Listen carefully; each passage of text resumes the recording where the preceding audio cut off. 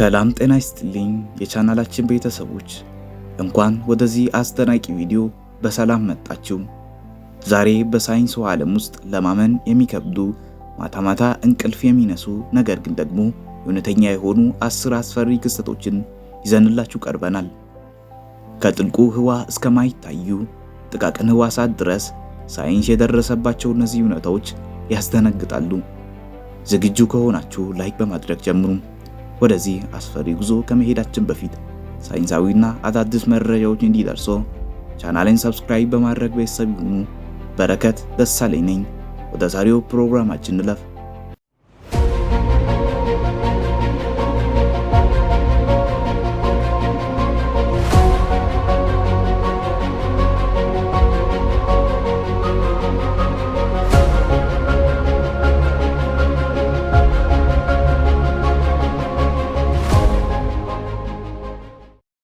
አንደኛ፣ የቫኪዩም መበስበስ ወይም ፎልስ ቫኪዩም ዲኬይ።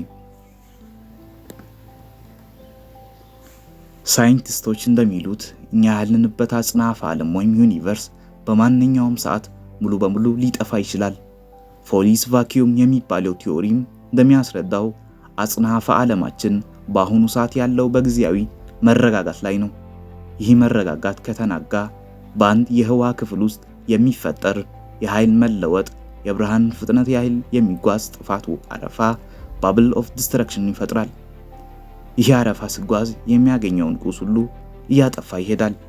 ይበልጥ አስፈሪው ነገር ይህ ክስተት ቢጀምርና ወደኛ ቢመጣ አስቀድመን የምናውቅበት ምንም አይነት ምልክት ወይም የብርሃን ፍንጭ አይኖርም።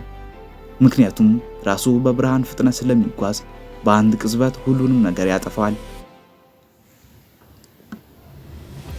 ሁለተኛ፣ ጋማ ሬይ በርስት የህዋ ሌዘር ጠመንጃ።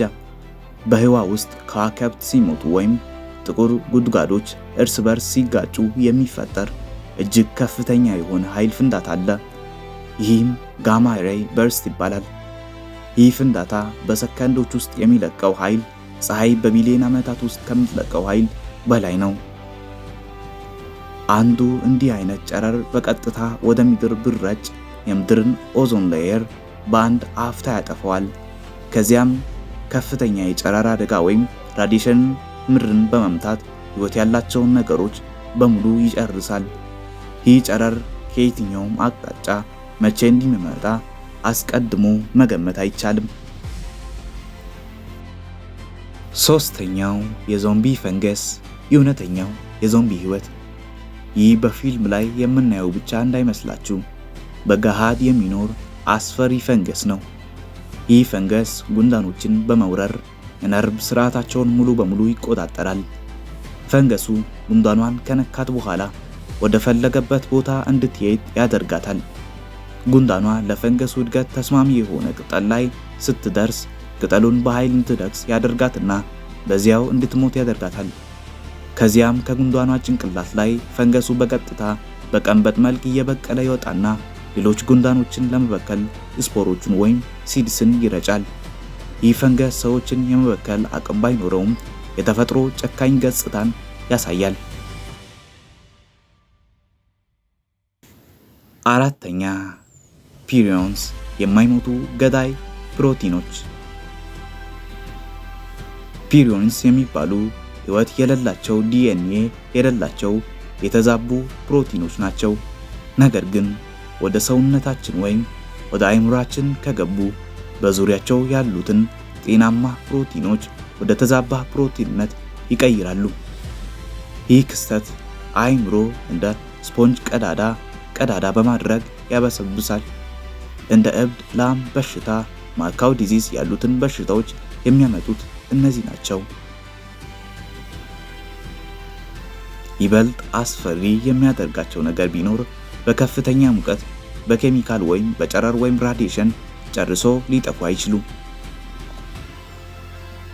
አንድ ጊዜ ከተያዙ ምንም አይነት ፈውስ የላቸውም። ሞት አይቀሪ ነው። አምስተኛ፣ አንቲባዮቲክ መቋቋም ወይም አንቲባዮቲክ ሬዚስተንስ። ሰዎች አንቲባዮቲክ መድኃኒቶችን ያለ አግባብ መውሰዳቸውን ተከትሎ ባክቴሪያዎች ራሳቸውን እየቀየሩ መድኃኒቱን እየለመዱት መጥተዋል። በአሁን ጊዜ ሱፐርባግስ ወይም ሱፐርባግስ የሚባሉ በማንኛውም መድኃኒት የማይሞቱ ባክቴሪያዎች እየተፈጠሩ ነው። ሳይንቲስቶች እንደሚሉት ከሆነ ወደፊት በቀላል መባጨር ወይም ጉንፋን ምክንያት የሚመጡ ኢንፌክሽኖች ማከም የማይቻልበት ደረጃ ሊደርስ ይችላሉ። ይህ ማለት የሕክምና ሳይንስ ከመፈጠሩ በፊት ወደ ነበረው የጨለማ ዘመን እንመለሳለን ማለት ነው። ስድስተኛው አንጎል የሚበላው አሜባ ናይግሌሪያ ፋውለር። ይህ ጥቃቅን ነጠላ ሕዋስ አሞቢያ በሞቃት ንጹህ ውሃዎች እንደ ኩሬ፣ ሐይቅና ሙቅ ውሃ ምንጮች ውስጥ ይፈጠራል። አንድ ሰው በእነዚህ ውሃዎች ውስጥ ሲዋኝ አሜባው በአፍንጫው በኩል በመግባት በቀጥታ ወደ አእምሮ ይጓዛል። አእምሮ ውስጥ ከደረሰ በኋላም የአንጎልን ሴሎች መመገብ ይጀምራል። በሽታው ፕራይመሪ አሜቢክ ሜኒንጎኤንሲፋሊቲስ ይባላል። ምልክቱ ከታየ ከጥቂት ቀናት በኋላ ሞት ይከሰታል። ከተያዙት ሰዎች መካከል የመትረፍ እድሉ ከ3 በመቶ ብቻ ነው። ሰባተኛ የማይክሮፕላስቲክ ወረራ። በደማችን ውስጥ ያለው ፕላስቲክ የሰው ልጅ የጣለው የፕላስቲክ ቆሻሻ ተሰባብሮ ማይክሮፕላስቲክ ወይም እጅግ ጥቃቅን የፕላስቲክ ቅንጣቶች ሆኗል።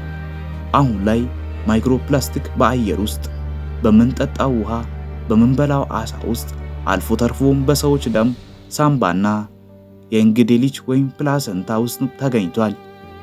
በየሳምንቱ አንዳንድ የአንድ ክረምት ካርድ ያህል ክብደት ያለው ፕላስቲክ ወደ ሰውነታችን እንደምናስገባ ሳይንስ ይገምታል። ይህ ለረጅም ጊዜ በጤናችን ላይ ምን እንደሚያስከትል እስካሁን ሙሉ በሙሉ አይታወቅም።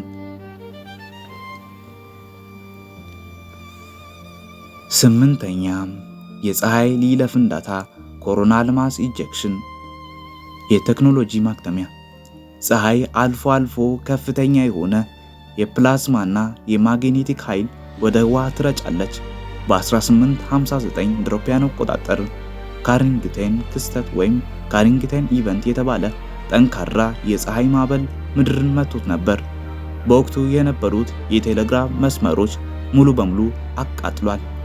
አሁን ባለንበት የዲጂታል ዘመን እንደዚህ አይነት ጠንካራ የፀሐይ ማዕበል ምድርን ቢመታ የዓለም ኤሌክትሪክ ትራንስፎርመሮች ይቃጠላሉ፣ ሳተላይቶች ይወድማሉ፣ ኢንተርኔት ባንክ ስርዓት ሙሉ በሙሉ ይቆማል። ይህንን ወደ ነበረበት ለመመለስ ዓመታትን ሊወስድ ይችላል። ዘጠነኛ የከርሰ ምድር ልዕለ እሳተ ገሞራ ወይም ሱፐር ቮልካኖስ።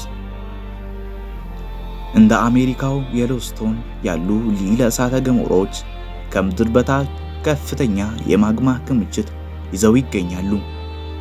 እነዚህ እሳተ ገሞራዎች ቢፈነዱ የሚለቁት አምድና ጋዝ ሰማዩን ሙሉ በሙሉ ይሸፍናል። ይህም የፀሐይ ብርሃን ወደ ምድር እንዳይደርስ ስለሚጋርድ ለዓመታት የሚቆይ የእሳተ ገሞራ ክረምት ወይም ቮልካኒክ ዊንተርን ይፈጥራል። ሙቀት በከፍተኛ ሁኔታ ይቀንሳል፣ ሰብሎች ይወድማሉ፣ በዓለም አቀፍ ደረጃ የረሃብ እልቂት ይከሰታል።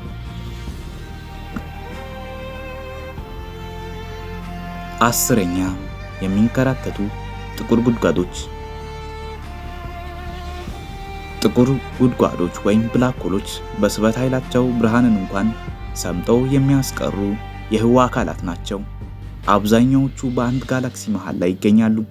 ነገር ግን አንዳንድ ጥቁር ጉድጓዶች ከተለመደው ምህዋራቸው ወጥተው በከፍተኛ ፍጥነት በህዋ ውስጥ ይንከራተታሉ። እነዚህ ሮክ ብላክ ሆልስ ይባላሉ። ሙሉ በሙሉ ጨለማ ስለሆኑ ወደኛ እየመጡ መሆኑን ማየት አንችልም።